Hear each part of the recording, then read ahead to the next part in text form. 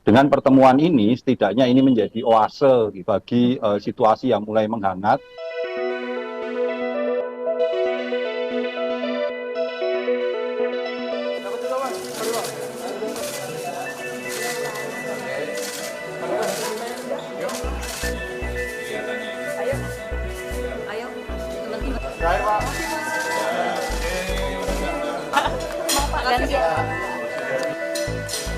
Dapat juga, Mas.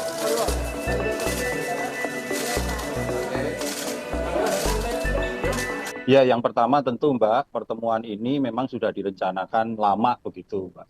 Tetapi karena kita tahu sendiri, para baca pres itu punya segudang agenda, Pak Presiden juga punya agenda, akhirnya waktunya dicari-cari ya ketemunya hari ini.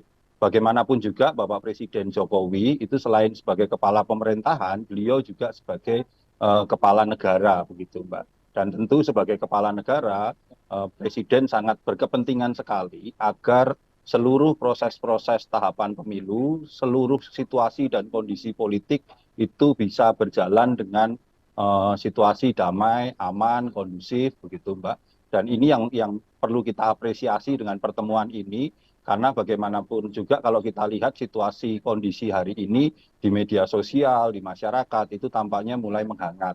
Dengan pertemuan ini, setidaknya ini menjadi oase gitu bagi situasi yang mulai menghangat, menjadi cooling system gitu untuk agar ya para pendukung dari masing-masing baca pres ini bisa betul-betul mengedepankan agar kontestasi politik pemilu yang menjadi agenda konstitusi Ya, 5 tahunan ini betul-betul menjadi agenda kompetisi yang produktif begitu.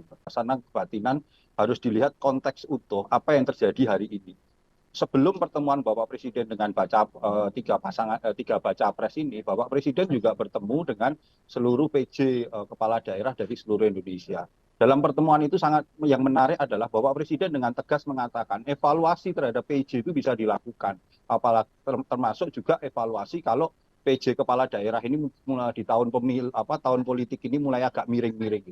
Inilah yang menjadi kekuatan kami Mbak di lingkaran istana untuk terus betul-betul menjaga netralitas, karena bagaimanapun juga kalau kita bicara netralitas jangan ragukan komitmen Bapak Presiden. Apa buktinya?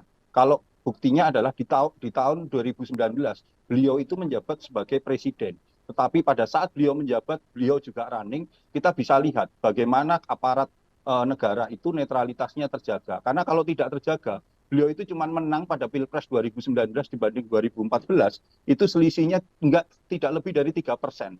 Bahkan oke. Partai Demokrasi Indonesia Perjuangan tempat Ya, beliau sebagai kadernya itu menang cuma selisih 0, sekian 3%. oke. Artinya apa? Masalah kompetisi ini betul-betul dijaga netralitasnya, dan tadi juga sudah disampaikan oleh Pak Anies, dan komitmen itu juga betul-betul disampaikan oleh Bapak Presiden Oke. dalam pertemuan itu.